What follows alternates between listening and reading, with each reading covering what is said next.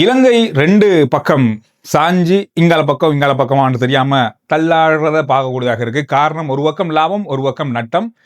வருகின்ற வெள்ளிக்கிழமை அரசாங்கத்தினுடைய வரவு செலவு திட்டம், ஜனாதிபதியும் நிதியமைச்சருமான அன்ருகுமார் திசாநாயக்க அவர்கள் அடுத்த வருஷத்துக்கான வரவு செலவு திட்டத்தில் பலதரப்பட்ட சலுகைகளை மக்களுக்கு வழங்குவார் அப்படின்னு சொல்லி எதிர்பார்க்கப்படுது. காரணம், ஒரு பக்கத்தால பாரியளவான வருமானம் அரசாங்கத்துக்கு வந்திருக்கு, ஆனா ஒரு பக்கத்தால நட்டம் ஏற்பட்டிருக்கு. இந்த மாதிரி பல விஷயங்கள் இருக்கு. எது எப்படி இருந்தாலும் வாகன இறக்குமதியில மட்டும் எந்த விதமான சலுகையும் கிடைக்காது அப்படின்றது மட்டும் இப்போதைக்கு கிடைக்கப்பட்ட உறுதிப்படுத்தப்பட்ட ஓரளவுக்கு 99% தகவல்.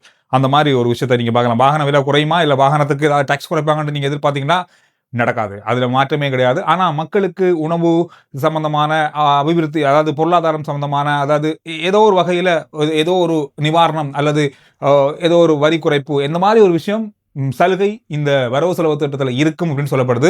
வெள்ளிக்கிழமை அதற்கான நாளை நீங்க எதிர்பார்க்கலாம். இந்த மாதிரி இப்பொழுது எதிர்வு கூறப்படுது. பல சலுகைகளை ஜனாதிபதி வழங்குவார் அப்படின்னு சொல்லி நாங்க எதிர்பார்க்கிறோம். ரைட். அரசாங்கத்துக்கு எந்த பக்கத்தால பெரிய வருமானம் வந்திருக்கு அப்படின்னு சொன்னா வாகன இறக்குமதியால தான். இந்த வருஷத்துல 36,500 கோடி ரூபாய்க்கு வாகனம் இறக்குமதியாகி இருக்கிறது. கடந்த 10 மாசத்துல அரசாங்கத்துக்கு கிடைக்கப்பட்டிருக்கின்ற லாபம் எவ்வளவு தெரியுமா? 63,000 கோடி. கிட்டத்தட்ட அரவசிக்கும் அதிகம்னு சொல்லலாம். அந்த அளவு வரி வருமானம் வாகன இறக்குமதியால மட்டுமே கிடைத்திருக்கிறது. இந்த 10 மாசத்துல அரசாங்கத்துக்கு 63,000 கோடி. இறக்கப்பட்ட வாகனத்தினுடைய பெறுமதியே 36,500 கோடி தான். 1.1 பில்லியன் அமெரிக்க டாலர்கள் என்று சொல்லப்படுது.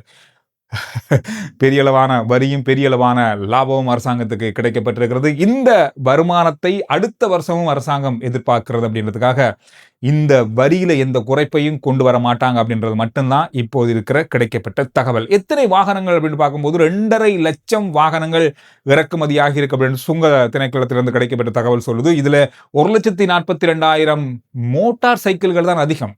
அதோட 55,000 கிட்டத்தட்ட கார்கள் இறக்குமதியாகி இருக்கு. 15,000 ஆட்டோக்கள் இறக்குமதியாகி இருக்கு.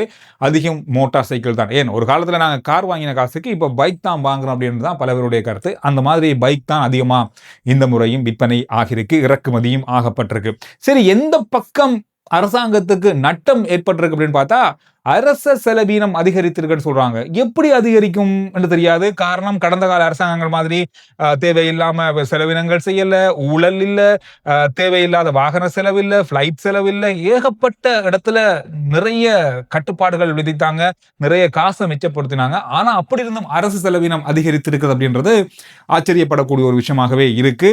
கிட்டத்தட்ட 13.2 பில்லியன் ரூபாய்கள், 1,320 கோடி ரூபாய் நட்டம் ஏற்பட்டிருக்கிறது அரசாங்கத்துக்கு அப்படின்னு சொல்லப்படுது. இது நாளை, வெள்ளிக்கிழமை வரப்போற வரவு செலவு திட்டத்தின் மூலமாக பலதரப்பட்ட விஷயங்களை அறிந்து கொள்ளக்கூடியதாக இருக்கும். இன்னும் ஒரு விஷயம், இலங்கையினுடைய கடன் தொகை பாரிய அளவில் அதிகரித்திருக்கிறது. 37 பில்லியன் அமெரிக்க டாலர்கள். கூட்டி பாருங்க, கோடியில் எத்தனை கோடின்னு சொல்லி. எங்களுடைய மத்திய வங்கியினுடைய கையிருப்பே 4 பில்லியன் தான். 37 பில்லியன் அமெரிக்க டாலர்கள் நமக்கு கடன் இருக்கு அப்படின்னு சொன்னா, இந்த முறை அதிகரித்து இருக்கிறது கடன் அப்படின்னா அதுல வட்டி என்ன, இதை நாங்க எப்ப கட்டி முடிக்க போறோம், எத்தனை நூற்றாண்டுல 1000 வருஷம் கூட போகலான்னு அந்த அளவுக்கு கடன் நம்ம கிட்ட இருக்கு.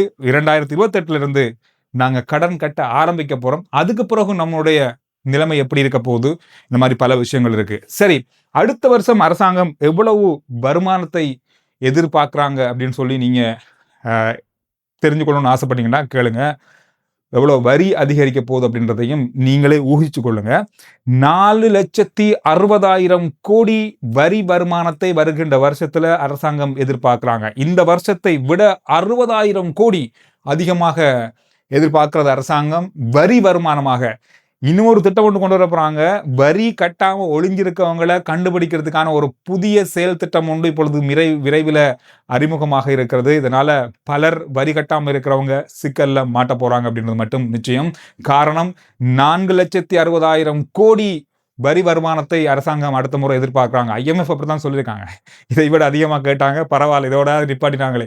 ஆனாலும் 60,000 கோடியை இன்னும் அதிகமாக அரசாங்கம் பெற வேண்டியிருக்கிறது. ஏற்கனவே ஒரு பக்கம் நட்டம் ஏற்பட்டு கொண்டிருக்கிறது பல அரசு நிறுவனங்கள். இதனால அரசு இன்னும் காசு அதுக்குள்ள போட வேண்டியிருக்கு. இதனால மக்களிடமிருந்து தான் வரியை எடுக்க வேண்டியிருக்கு. இந்த மாதிரி பல விஷயங்கள் இருக்கு. ரெண்டு பக்கமும் அரசாங்கத்திற்கு கொண்டு போக ஏதாவது ஒரு வழி வேண்டும். அதுக்கு வரியே சிறந்த வழி அப்படின்றதால வரி அதிகரிப்பு நிச்சயம் உண்டு. உடப்பு கடல்ல 1 கோடி பெறுமதியான மீன்கள் பிடிபட்டிருக்கு. ஒரே நேரத்தில் 1 கோடி பெறுமதியான ஒரே நாள்ல மீன்கள் பிடிபட்டிருக்கு அப்படின்ற செய்தி வந்திருக்கு. அது என்ன கடல்ல மீன் பிடிபடும் தானே, அதுல என்ன 1 கோடி 2 கோடி அப்படின்னு சொல்லி நீங்க கணக்கு சொல்றீங்கன்னு சொல்லி கேட்கறது எனக்கு கொஞ்சம் கேட்குது. காரணம்னா அண்மை நாட்களில் நம்மளுடைய கடல் பிரதேசங்கள்ல பிடிபடுறது மீன் இல்லை, போதைப் பொருட்கள் பேக் வேக்கா சாக்கு சாக்கா தான் பிடிபடும்.